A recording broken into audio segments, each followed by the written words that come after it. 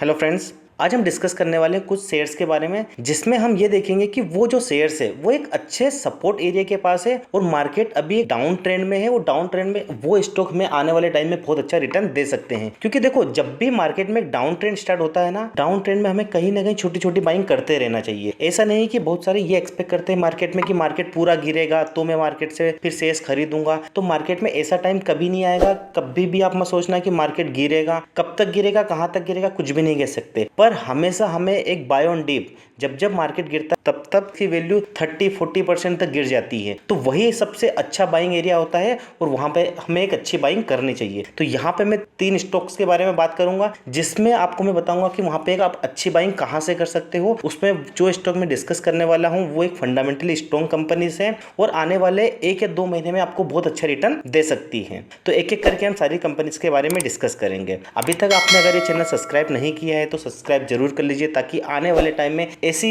Videos की notification आपको मिलती रहे।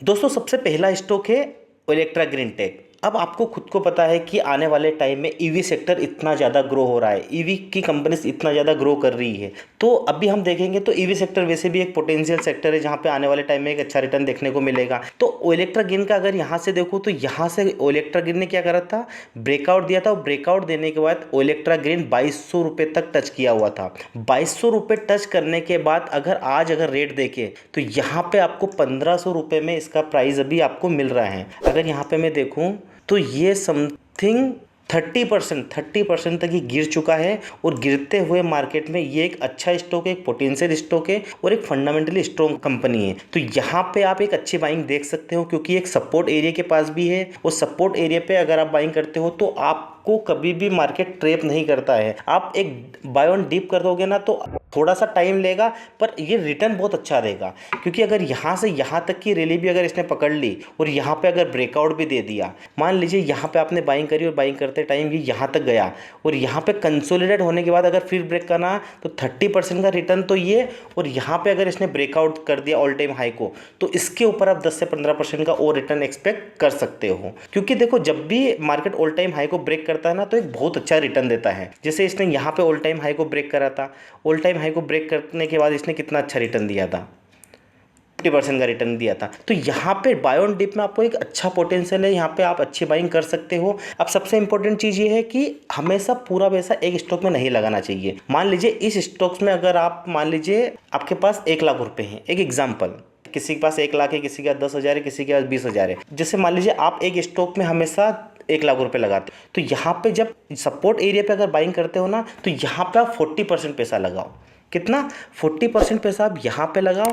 अगर मार्केट देखो, अब मार्केट मान लो और ज़्यादा गिर जाता है, और ज़्यादा गिरने पे फिर एक और सपोर्ट एरिया के पास आएगा, तो यहाँ पे क्या होता है कि आपने 40% पैसा लगाया, अभी आपके पास फिर भी 60% पैसा बचा हुआ है, तो 60% पैसा फिर आप यहाँ पे लगाइए। तो यहाँ पे एक बाइंग आपकी यहाँ पे हो जाएगी और अगर मार्केट गिरता है तो एक बाइंग यहाँ पे हो जाएगी।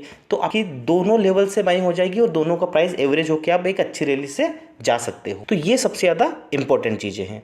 देखो ऐसे ही करके मार्केट में बाय ऑन डिप पे हमें बाइंग करनी पड़ती है। अब ये अगर बहुत सारे ये सोचते हैं कि अरे अभी तो 1500 का है और गिरेगा तब लूँगा, क्या पता यहाँ पे कुछ टाइम कंसोलिडेट होने के बाद चला जाए, क्या पता कल ही यहाँ से ऊपर चला जाए, कुछ भी नहीं कह सकते ना। तो हमेशा हमें वो चीज़ देखनी चाहिए जो हमारे हाथ में है। मार्केट का कोई भरोसा नहीं, मार्केट यहाँ से गिर भी सकता है, बढ़ भी सकता है, पर हमें जब बाय ऑन डिप अगर मिल रहा है तो डेफिनेटली वहाँ से हमें कुछ स्टॉक्स में बाइंग करनी चाहिए। अब मान लीजिए आपने एक स्टॉक्स में आपने 1 लाख रुपए थे, आपने 40,000 रुपये लगा दिए, आपके पास ऐसे करके दूसरे स्टॉक के लिए 1 लाख रुपये रखे होंगे, फिर आप दूसरे स्टॉक में 40% लगाइए, तो 60% आप पैसा बचा के रहिए, ताकि मार्केट अगर और गिरे तो वहाँ पर आप फिर बाय ऑन डिप कर सको। समझ रहे हो ना। ये एक स्टॉक हो गया ओलेक्ट्रा ग्रीन, बहुत अच्छा स्टॉक है। सेम वैसे ही एक और कंपनी का नाम बताता हूँ मैं। यहाँ पे एक और कंपनी है IRFC। अगर IRFC का अगर आप चार्ट देखोगे तो IRFC ने एक बहुत अच्छा रिटर्न दिया हुआ था। यहाँ से 230 रुपये से गिर के अभी ये एक सपोर्ट लेवल के पास आई हुई है। यहाँ पे 180 टू 180 के बीच में आपको एक अच्छी बाइंग यहाँ पे मिल सकती है। अगर यहाँ पे भी आप 40% पैसा भी अगर लगाते हो तो यहाँ पे भी आपको एक बड़ी अपॉर्चुनिटी मिल जाएगी। अगर यहाँ से मार्केट चल जाएगा, मान लीजिए यहाँ से अगर ये स्टॉक चल गया तो यहाँ से आपने जो 40% पैसा लगाया है उस पर एक अच्छा रिटर्न मिल जाएगा। और इन केस मार्केट यहाँ से अगर गिर जाता है तो यहाँ पे आपको एक्चुअल बाइंग एक और जगह आप नीचे की साइड कर सकते हो। यहाँ पे अगर मार्केट वापस इस सपोर्ट एरिया के पास आता है 144, या 130 के बीच में, तो यहाँ पे एक आपको अच्छी बाइंग मिल जाएगी। तो आपके पास जो 60% पैसा बचा है वो आप यहाँ पे बाइंग कर लेना। तो ओवरऑल क्या हो जाएगा, आपका एवरेज हो जाएगा। तो यहाँ से यहाँ तक की आप रियली एक्सपेक्ट कर सकते हो फिर। तो आपकी बाय ऑन डिप में बाइंग भी हो जाएगी, आपने पूरा पैसा एक बार में लगाया भी नहीं है। तो ऐसे ही आप धीरे धीरे करके बाय ऑन डिप्स में हमें बाय करना चाहिए। नहीं तो हमेशा बहुत सारे यही सोचते हैं कि मार्केट और गिरेगा तो हम लेंगे, और गिरेगा तो हम लेंगे। तो वो चीज़ें हमें नहीं पता, किसी को भी नहीं पता कि मार्केट कहाँ तक गिरेगा। क्या पता यहाँ से ही मार्केट बाउंस बैक मार के ऊपर चला जाए।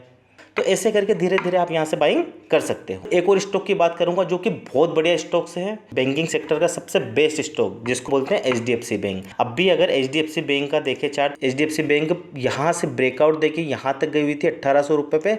अब 1800 रुपये से यहाँ पे वो नीचे आई एक सपोर्ट एरिया के पास 1600 रुपये 1500 रुपये के पास, और यहाँ पे वो धीरे धीरे कंसोलिडेट कर रही है। अब यहाँ से शायद ये बाउंस बैक मार के ऊपर जा सकती है। तो यहाँ पे भी आप एक अच्छी बाइंग यहाँ पे देख सकते हो, इसके बीच में देख सकते हो। कहीं पे भी छोटी मोटी अगर आपको बाइंग मिलती है तो डेफिनेटली यहाँ पे आप प्रॉपर बाय ऑन डिप्स में बाई कर सकते हो। अगर ये और गिरती है तो आप 60% जो पैसा आप बचा के रखोगे वो आप यहाँ पे बाइंग कर सकते हो वापस, जब ये वापस एक नीचे सपोर्ट एरिया के पास आए तो आपकी बाइंग दो जगह हो जाएगी।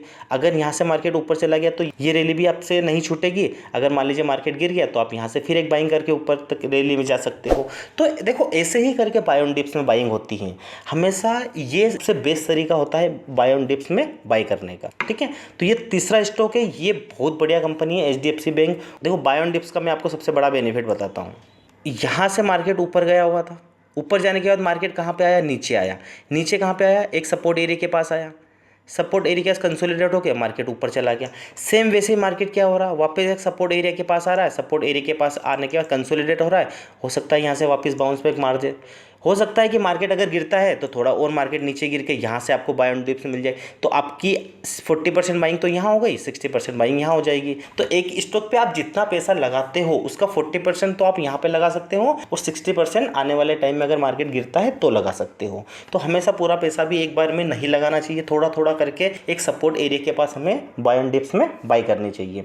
तो ऐसे ही करके आप एनालिसिस कर सकते हो किसी भी स्टॉक्स में। अगर आपको कोई स्टॉक अच्छा लग रहा है तो आप मुझे कमेंट बॉक्स में बताइए, उस पर हम पूरी टेक्निकल एनालिसिस करके आपको बताएंगे कि कहाँ कहाँ बाय ऑन डिप्स आप बाय कर सकते हो। अगर ये वीडियो पसंद आया है तो वीडियो को लाइक करें, चैनल को सब्सक्राइब जरूर कर लीजिएगा ताकि आने वाले टाइम में ऐसे ही वीडियोस की नोटिफिकेशन आपको मिलती रहे। Thank you so much.